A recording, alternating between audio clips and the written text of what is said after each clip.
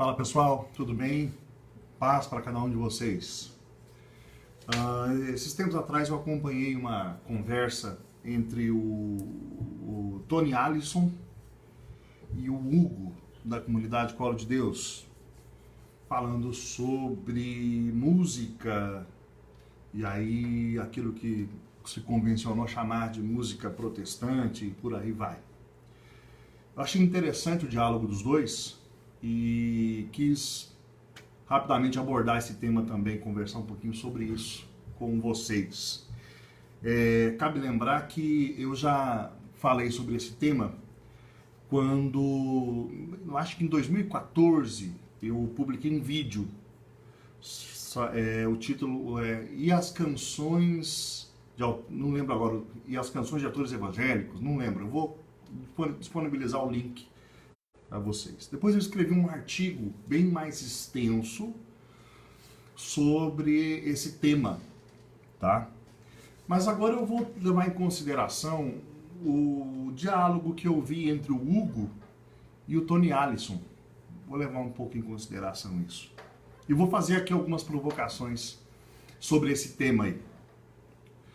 Bom, primeira coisa, lembrar que esse tema só se discute no Brasil, tá? Só se discute no Brasil, no ambiente de América Latina, porque no hemisfério norte isso é simplesmente inconcebível. E eu não estou falando somente do ambiente carismático, não. Estou falando do ambiente eclesial mesmo, né?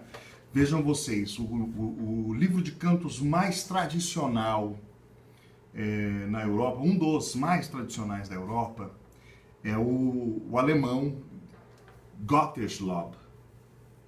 E esse livro, esse inário chamado Gotteslob, ele tem canções de autores católicos, de autores luteranos, de autores anglicanos e outras canções cuja autoria a gente nem sequer sabe, né? E são canções utilizadas no hemisfério norte de modo geral. Essas canções alemãs foram traduzidas ao inglês, são traduzidas em diversas línguas e cantadas em nossas liturgias sem nenhum tipo de problema. Por quê? É simples. Primeira coisa, né? Eu coloquei aí o título Música Protestante. Eu já vou te dizer que, embora eu entenda o que as pessoas querem dizer com isso, essa terminologia é imprecisa. Essa terminologia ela é errada, tá? Por quê?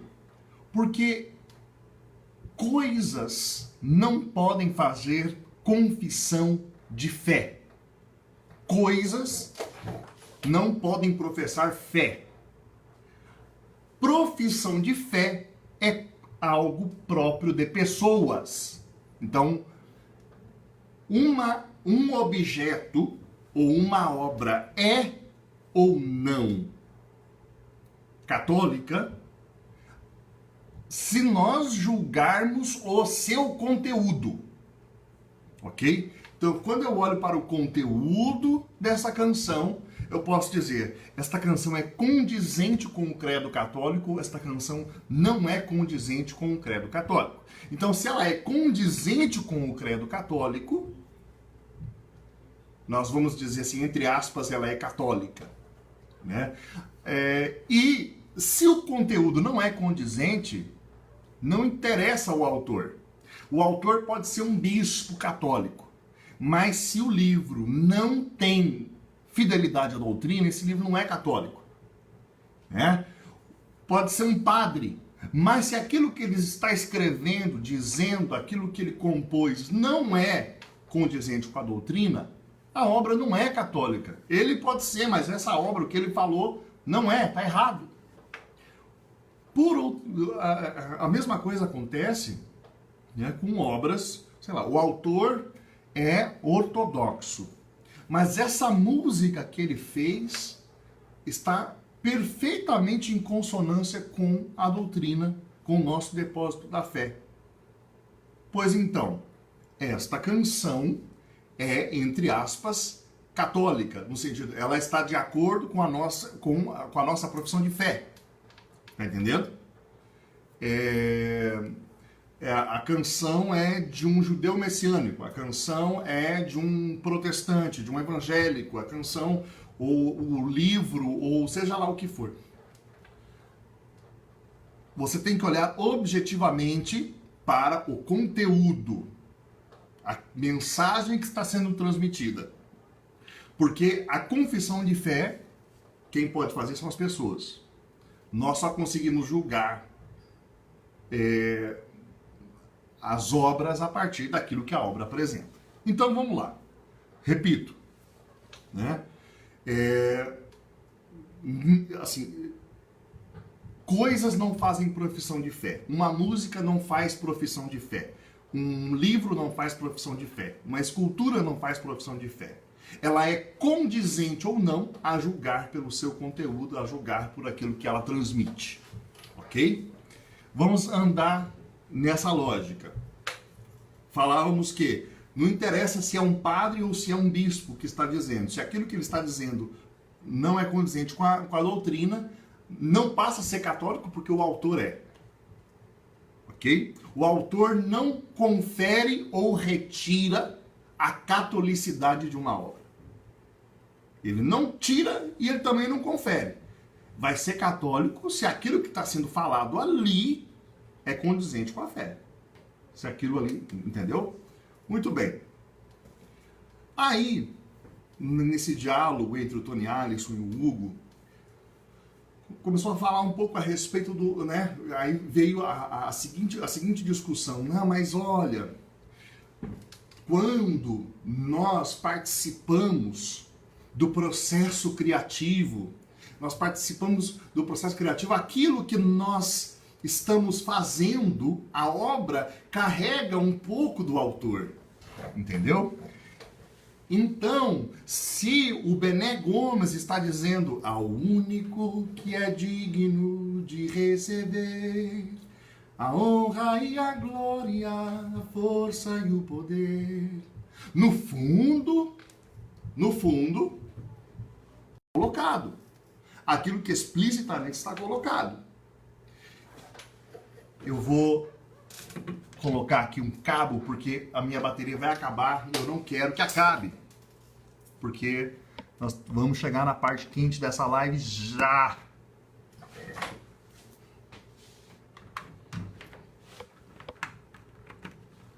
Pronto. Vamos lá. Tá todo mundo aí? Tá todo mundo ok? Eu vou responder perguntas depois, tá? Quem quiser, manda aí que nós vamos responder. Mas vamos lá. Vamos dizer então que a música traz algo do autor. E porque a música traz algo do autor, segundo aquilo que está sendo falado, né? Se o autor é protestante, a música traz algo de protestantismo em si. É o que os irmãos estão dizendo. Portanto, se ele está dizendo Jesus é o Senhor, no fundo ele está querendo dizer que a Virgem Maria não merece culto de veneração, os santos não merecem comunhão e por aí vai. Vamos assumir por um momento, né, que é fato isso. Toda obra carrega em si algo do seu autor. Primeira coisa que nós temos que entender é que carrega algo, mas não carrega tudo. Que algo desse autor a música carrega? Aquilo que o autor expressou na música. Então, se o autor está cantando ao único que é digno de receber a honra, a glória, a força, o poder, ao Rei eterno, imortal, invisível, mas real, a ele ministramos o louvor. O que de Bené Gomes está nessa música? Aquilo que está explícito na canção. A adoração a Jesus como único Senhor. Opa. Disto eu, católico, comungo. Disto eu, católico, eu não tenho problema nenhum com essa afirmação. Não tenho problema nenhum com essa afirmação. Eu posso fazer comunhão com ela. Aí, os irmãos que estão utilizando essa argumentação e dizendo, olha, porque sempre a obra carrega algo do autor, portanto, se o autor é evangélico, sempre vai ter algo, o ranço protestante vai estar implícito na canção. Bom, nós temos um problema sério com isso. E o problema é o seguinte: Unitatis Redintegratio, no número 4, começa a falar a respeito de um patrimônio comum entre os cristãos, os irmãos de nós separados. Existem diversos artigos da fé que está no nosso depósito, dos quais os irmãos separados também comungam. Significa que... Bom, deixa eu colocar de modo direto, porque eu estou me enrolando muito, vou ser direto. Se é verdade que até mesmo quando um evangélico concorda comigo, no fundo ele não concorda porque a obra carrega algo do protestantismo, então não existe patrimônio comum. Porque mesmo quando ele estiver dizendo coisas como Jesus é o Senhor, eu vou estar sempre procurando, a afirmação dele vai estar sempre carregando o ranço protestante, e não existe nenhuma possibilidade de comunhão, portanto.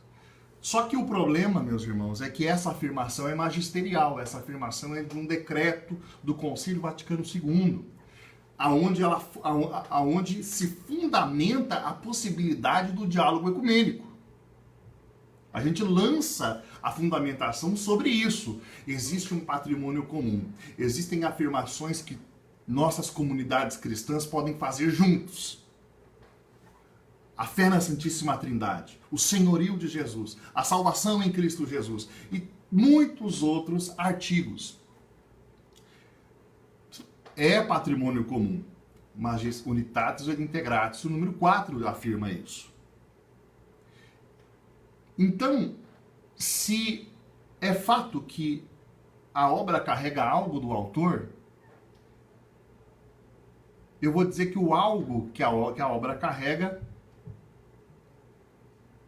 é o patrimônio comum. Quando Bené Gomes diz ao único que é digno de receber honra, glória, força e poder, falando de Jesus como o único Senhor, né? Nós cantamos isso no Glória todo domingo, viu? Só vós sois o Santo, só vós o Senhor, só vós o Altíssimo Jesus Cristo, com o Espírito Santo na glória. Não sei se vocês lembram disso, a gente canta isso, tá? A afirmação dele está em perfeita comunhão com a doutrina da Igreja Católica, nós comungamos disso, bebemos disso. Então, essa argumentação é muito frágil, ok? Repito, a minha motivação para esse vídeo é o diálogo de Hugo Santos de Maria com o Tony Allison, tá ok? E esses questionamentos foram levantados e eu estou aqui respondendo esse questionamento.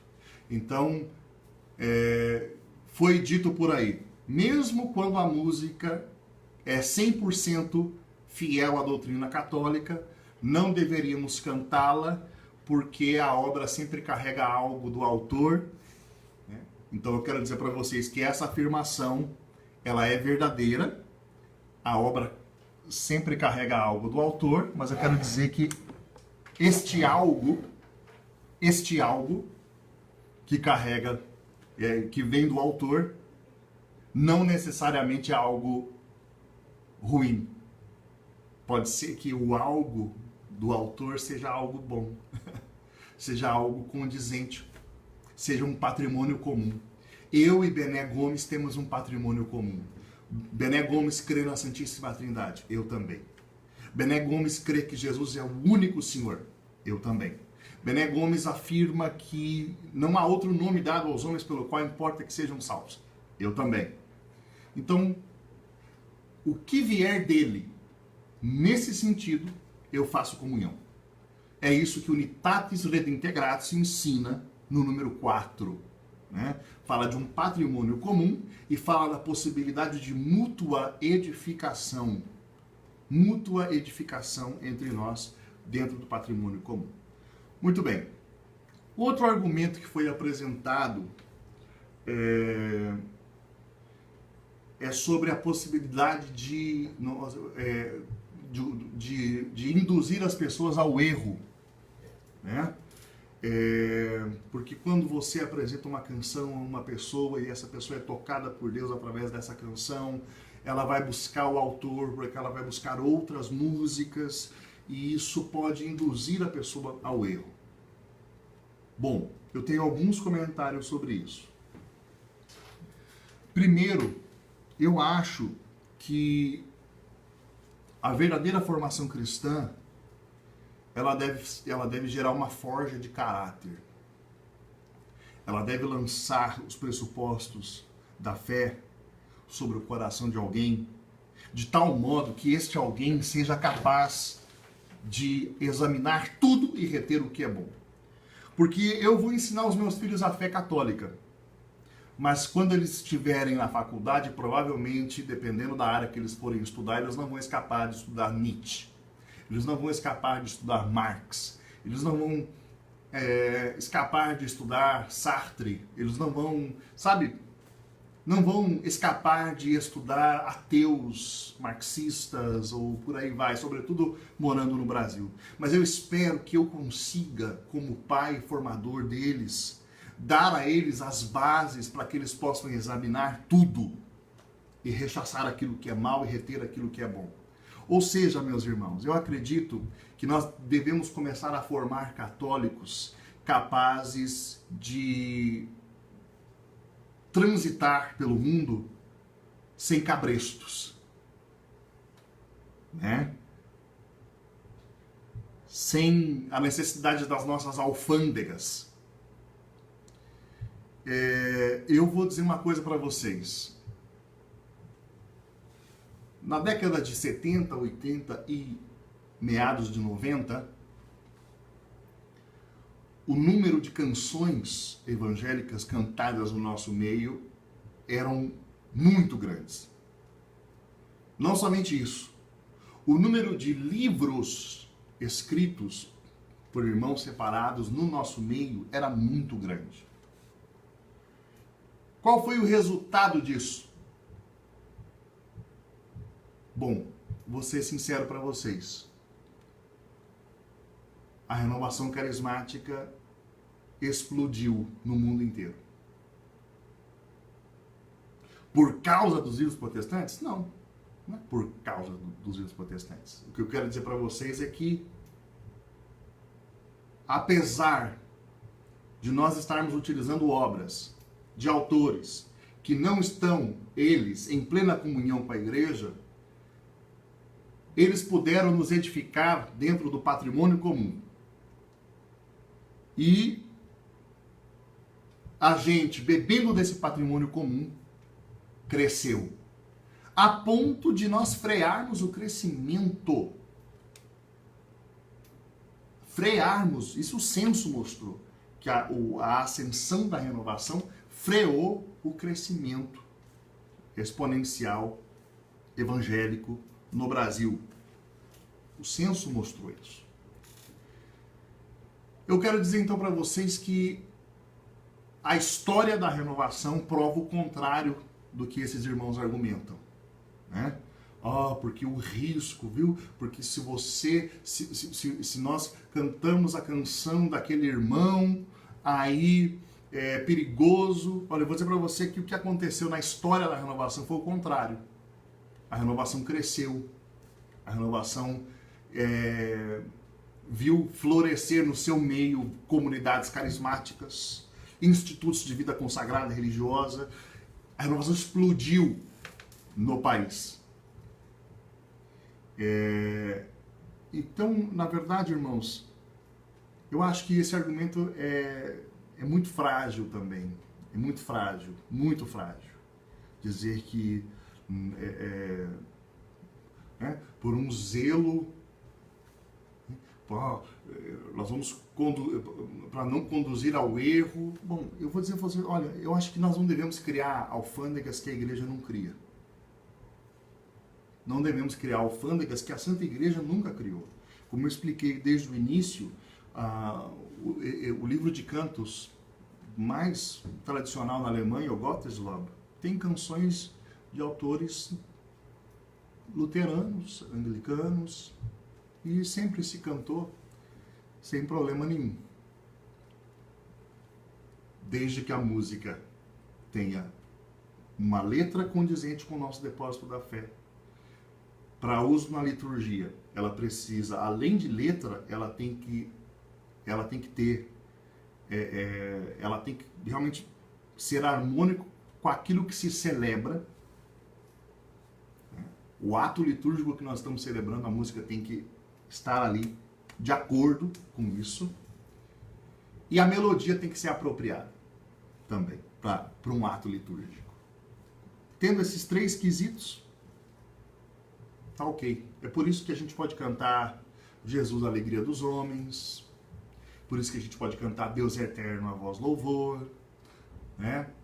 Por isso que a gente, são tantas, por isso que a gente nunca teve problema de cantar as canções de Handel, a gente nunca teve problema de cantar Johann Sebastian Bach, embora os autores não sejam, não tenham comunhão plena conosco, embora os autores não tenham plena comunhão conosco, existem obras deles que são perfeitamente condizentes com nossa confissão de fé e apropriadas e podem ser bem usadas. Um outro argumento que eu ouvi por aí é o seguinte, fala assim, olha, sim, Fernando, essa discussão só existe no Brasil, no hemisfério norte não se faz essa discussão. Mas por quê? Porque no Brasil nós temos a abundância de músicas de autores católicos. E não existe essa abundância de músicos católicos nos Estados Unidos ou no hemisfério norte de um modo geral. Portanto, é porque existe escassez que o hemisfério norte canta canções de autores que não estão em plena comunhão. E porque no Brasil não existe essa escassez, nós não teríamos por que usar. Muito bem, vamos argumentar. Eu vou dar 2 exemplos de 2 países no hemisfério norte para a coisa ficar bem clara para vocês. Vamos falar de Estados Unidos. Bem, não tem nada a ver a questão da escassez de canções, não é essa a questão nos Estados Unidos. A questão é que a renovação carismática nos Estados Unidos nasceu verdadeiramente ecumênica. Ela nasceu assim. As primeiras comunidades carismáticas, todas, tinham membros católicos e evangélicos. Estou falando da comunidade Word of God, em Ann Arbor, People of Praise, em South Bend, Indiana, Aleluia, em Augusta, e por aí vai, sabe? São tantos. A renovação nasceu assim. E lá nos Estados Unidos, não é problema nem para os católicos cantarem canções de irmãos separados, e nem os irmãos separados cantarem as nossas canções. É muito comum. Você pode procurar, por exemplo, vou citar aqui o Brooklyn Tabernacle, cantando canções do Matt Maher. Né? Your grace is enough. Your grace is enough. Your grace is enough. Your grace is enough for me. Brooklyn Tabernacle canta sem problema nenhum. E o autor dessa canção é católico. Mas vamos agora usar um outro exemplo para deixar mais claro. Itália. Opa, agora sim. Não sei se vocês sabem, mas a Itália produz quase um álbum por ano de músicas. A renovação carismática da Itália, o Rinnovamento nello Spirito Santo, produz quase um álbum por ano, para que os irmãos tenham músicas para serem cantadas nos grupos de oração carismáticos de todo o país. Lá não existe escassez de música, não. E vou dizer para você, música boa, viu? Música de qualidade. Agora é engraçado. Engraçado, muitas dessas canções, muitos desses álbuns têm sempre, pelo menos, uma, duas ou até três canções de autores evangélicos. Você pode pegar os álbuns, sempre tem uma ou outra canção. Por quê? Por quê? Na verdade, os irmãos da Itália perguntam para você, se você fizer essa pergunta para eles, né, para o Salvatore Martins, a resposta vai ser: por que não? Por que não? Se nunca houve problema entre nós carismáticos com relação a isso, por que não? Né? A verdade é que existe no hemisfério norte uma profunda consciência de que a renovação carismática é ecumênica por natureza. E aqui eu vou entrar numa outra argumentação dos irmãos aí. A outra argumentação é a seguinte, ó, né? O Papa está falando sobre ecumenismo, o Papa está falando sobre a unidade dos cristãos, mas isso não tem nada a ver com cantar as músicas no nosso meio. Eu escutei por aí essa argumentação. Argumentaram ainda assim, ó, disseram assim, olha que coisa interessante, né? Quando nós estivermos num encontro ecumênico, aí vamos cantar, sem problema nenhum. Quando nós estivermos lá no encontro ecumênico, lógico que nós vamos cantar canções junto com eles, para confraternizar, etc e tal. Mas, quando nós estivermos lá no nosso grupo de oração, ou na nossa reunião de oração, seja lá como for, né, não tem porquê. Qual é o problema desse pensamento? O problema desse pensamento é que os irmãos não entendem o que significa essência, natureza. Eles não entendem esses termos, porque falta Santo Tomás de Aquino na veia, entendeu? Falta conhecimento, sabe? Falta ler Suma Teológica, falta acessar esses conteúdos que lançam as bases, né? Falta isso. Quando o cardeal Suenens afirmou que a renovação carismática é ecumênica por natureza, querido, significa o seguinte: natureza e essência, né? Vamos colocar aqui, natureza e essência são duas realidades que a gente só pode distinguir as duas aqui de modo intelectual. Na realidade, não existe como distinguir a natureza e a essência de alguma coisa. E a essência é o seguinte: sem esse elemento, deixa eu colocar um exemplo, para facilitar. A essência do homem é corpo e alma. Se você tira a alma, o que você tem diante de você já não é mais um ser humano. O que você tem diante de você não é nem mais um corpo humano, é um cadáver. Você sabe a diferença de corpo humano e cadáver? É justamente isso. A essência é algo sem o qual a coisa deixa de ser aquilo que é. Isso é filosofia. Ok? Então, quando o Papa diz que a renovação é ecumênica por natureza, ele quer dizer o seguinte, que sem este elemento ela deixa de ser aquilo que ela é. É forte isso. Muito forte. É isso que está sendo dito aí. Ela deixa de ser aquilo que é. E significa o seguinte, olha só. A renovação é ecumênica por natureza, então significa que sempre que a natureza da renovação aparecerá com ela aquilo que ela é, ou seja, o seu viés ecumênico. Eu vou dar alguns exemplos para você. Você já ouviu o termo unção e o modo como o termo unção é usado na renovação carismática? Nossa, que canção ungida, que grupo de oração ungido. Nossa, muita unção neste lugar. Eu vou dizer a você o seguinte, esta noção de unção, no sentido de senso da presença de Deus, ela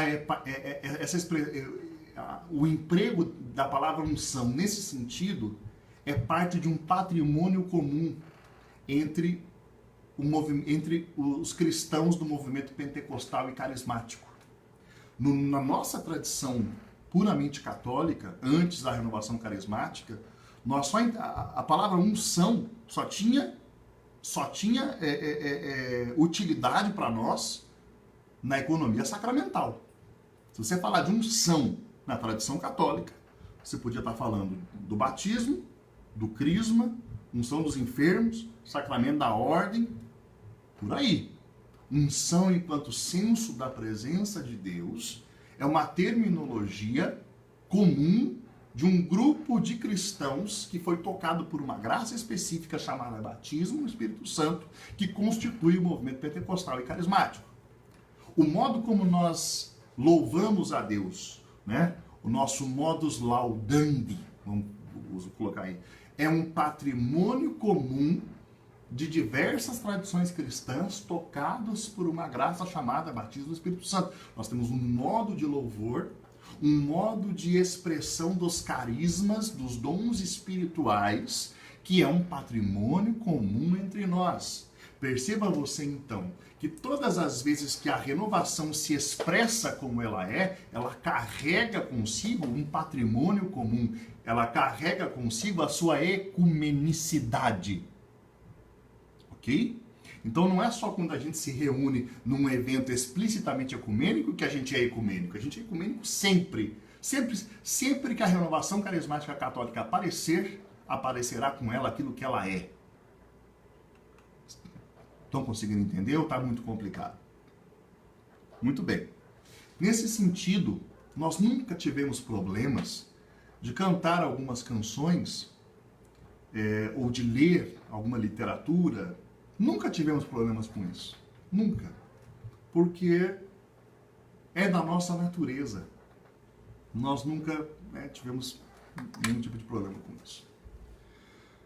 Bem, há muitos outros argumentos. Eu acho que esse vídeo que eu estou fazendo aqui agora, eu vou tentar subir ele no canal de YouTube também. Ele vai ficar, ele pode ser complementado com o vídeo que eu fiz lá em 2014 e com os artigos que eu já escrevi sobre esse assunto, ok? Eu vou esperar um pouquinho, porque numa dessa alguém quer fazer alguma pergunta. Se você já escreveu alguma pergunta e eu não li, peço desculpas, eu não tenho como sair procurando. Então, quem quiser, escreve agora, que a gente pode dialogar sobre isso. Então, o resumo de todo esse vídeo longo aqui, vamos ver aqui, ó. Dizendo que não sei comer. Bom, é uma anomalia, é verdade, Renan. Não tem como. Se você é da renovação carismática católica, você faz parte de uma realidade eclesial cuja natureza é ecumênica. Então, se você diz que é carismático e é anti-ecumênico, você é um Frankenstein, na verdade. Você é uma coisa estranha, uma anomalia, né? Eu vou dizer assim, eu estou falando de renovação, mas vou ser bem sincero. Fernando, com gusto que lo podemos fazer em espanhol, com muito gusto. Graças. Você é a favor ou não da música protestante? Wellington Marinho. No culto católico, e eu utilizo a palavra culto para todas as reuniões de oração que nós temos, seja litúrgicas ou não litúrgicas, a canção precisa ser 100% católica. 100% católica. Eu não posso cantar algo cujo conteúdo não seja condizente com a fé, né? E o que faz uma canção ser condizente com a fé? Aquilo que ela está dizendo tem que ser condizente com a fé. Bom, a letra tem que ser fiel à doutrina. E para ser utilizado na liturgia, além de letra fiel à doutrina, a letra tem que ter a ver com aquilo que eu estou celebrando, com o ato litúrgico que está sendo celebrado. Não somente a letra tem que ter a ver, um terceiro elemento, a melodia tem que ser apropriada. Então, se a música a música respeita essas três questões: letra fiel, condiz com aquilo que está sendo celebrado, e a melodia é apropriada, esta canção pode ser cantada. O autor não confere e não retira a catolicidade de uma obra. O autor não. A obra em si é que diz se ela é ou não condizente com a fé. Então, música protestante, né? Você é a favor ou não da música protestante? Para mim, música protestante não existe. Porque música, né? Porque confissão de fé só seres humanos podem fazer. Ou seres humanos não, pessoas fazem confissão de fé. Uma canção é condizente ou não de acordo com as três características. Eu não canto nada que não seja condizente com a fé. Eu não apoio que se cante nada que não seja explicitamente condizente com a fé. Eu não apoio que se cante nada cuja melodia seja inapropriada. Eu não apoio que se cante nada que fira o espírito daquilo que se celebra. É isso. Vamos lá. Alguns creio que é para vender mais seus CDs e fica inventando para suas... Ah, pois Solange, é duro, né? Mas eu também acho que tem muito disso no nosso meio, né? Tem muito disso. Vamos lá. Eu tenho que terminar isso. Alguém tem mais algum questionamento para fazer? Pode fazer agora. Fala, Marcelão. Bom te ver aqui, cara. Lúcio Júnior dos Santos. Vamos lá. Alguém tem algum questionamento para fazer? Pode fazer agora. O resumo da nossa conversa até agora. Vamos lá. Então, eu falei primeiro que a confissão de fé só pode ser feita por pessoas e que coisas são ou não condizentes com a fé a julgar pelo seu conteúdo. Não se toca música protestante, mas... O quê? Como é que é? Não se toca música protestante, mas nas festas cristãs não toca música católica. Não entendi isso. O que você está querendo dizer, Wesley? Eu estou tentando ser o mais didático possível, tá? Mas, vamos lá. E o que dizer de coordenadores que apoiam isso? Olha, eu vou ser bem sincero com vocês. Vamos supor, sei lá, vamos supor que a comunidade Pantocrator, que são meus amigos aqui, vamos dizer que a comunidade Pantocrator estabeleça uma disciplina para os seus membros, dizendo assim: nós só queremos que sejam cantados aqui canções cujos autores são católicos. É uma norma disciplinar que a comunidade tem todo o direito de colocar sobre os seus. O que ela não pode fazer é dizer que eu, porque estou cantando Senhor meu Deus, quando eu maravilhado fico a pensar nas obras de tuas mãos. Se ela disser para mim que porque eu estou cantando essa canção eu estou ferindo a doutrina, aí ela está errada. Então, se você quer viver esta disciplina sobre você e os seus, você é livre. Aliás, você é livre para dizer assim: aqui eu só canto música dos membros da minha comunidade. Se não for alguém da minha comunidade que fez a música, essa música não é cantada. Você é livre para fazer isso. O que você não pode dizer é que a igreja condena o que ela não condena. Isso não. Entendeu? Então, assim, a RCC, a Renovação Carismática Católica do Brasil, o movimento RCC Brasil, baixou lá uma norma dizendo que tem que ser assim. O movimento é livre para fazer o que ele quiser. Acho certo? Não.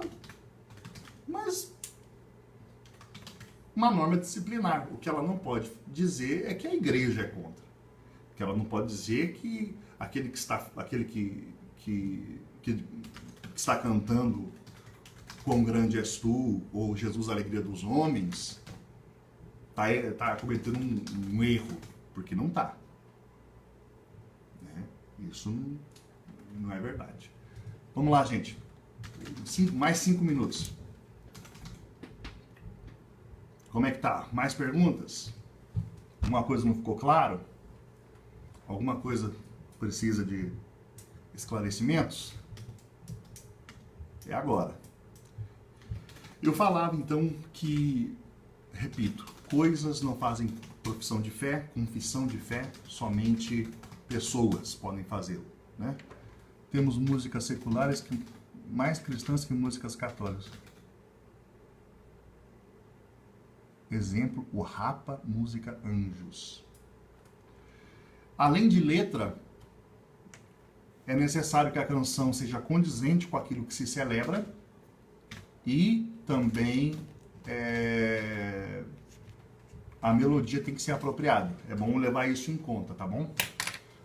Acho isso, até porque sabemos que muitos nos... É isso mesmo, Marcelo. Né? Eu concordo com você. Marcelo, eu acho o seguinte, examinar tudo e reter o que é bom. Eu acho que existe um patrimônio comum entre nós, isso Unitatis Redintegratio diz no número 4. Eu acho que nós não devemos colocar alfândegas que a igreja não coloca, entende? A igreja não coloca essas alfândegas, então por que nós vamos criá-las?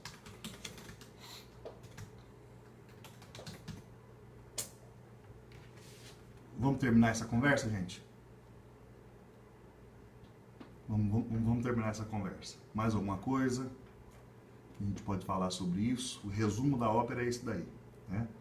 Então, algo, uma música ou um livro, ele é ou não condizente com a fé católica a julgar pelo seu conteúdo. É ou não apropriado para a liturgia a julgar pelo ato que se celebra e pela melodia, se ela é apropriada ou não. Aí nós, vamos lá, acho que é preciso tocar nesse assunto.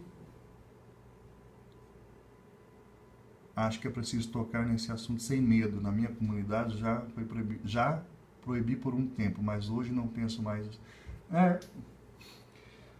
O problema, meu irmão querido, é que a gente perdeu esse bonde, sabia? Nós estamos em 2020, gente. Ainda discutindo isso, 53 anos de renovação carismática no mundo. Ainda nós estamos discutindo isso, sabe, no Brasil. Eu, sinceramente, não sei. Nós tivemos um coordenador de Music e Arts, na época que o Reinaldo Bezerra era presidente do conselho, chamado João Walter. O João Walter escreveu, isso está no site da Renovação até hoje, dá uma procurada, o que vocês acham? Escreveu um artigo precioso sobre esse tema.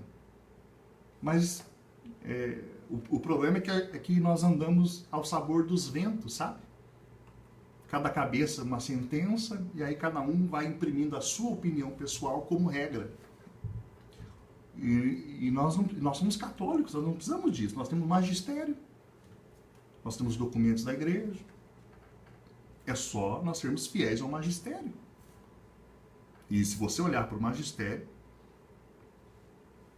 eu desafio vocês a pegarem aquilo que eu estou falando e mostrarem que eu estou errado. Eu desafio.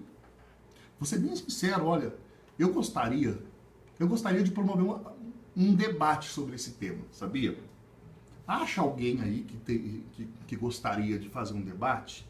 Mas debate de irmãos, não é debate de gente idiota, que se ofende, não. Debate de irmãos. Ideia contra ideia, ponto contra ponto. Para que a gente possa chegar num denominador comum. O fato é esse que eu estou colocando aqui, irmãos. Não tem cabimento. Não tem cabimento mesmo. Acho engraçado que na época que a renovação não tinha problemas com isso, a renovação cresceu. E hoje, que existem todos os tipos de milindres, nós estamos na época do esmorecimento. Isso não sou eu que estou dizendo. A consulta profética que os coordenadores fizeram em Jerusalém diz isso. O Senhor, em profecias, falou aos líderes da renovação isso. Houve um esmorecimento da renovação. É interessante que um grande líder carismático da década de 70, chamava-se Larry Christensen. Ele disse que quando a renovação perdesse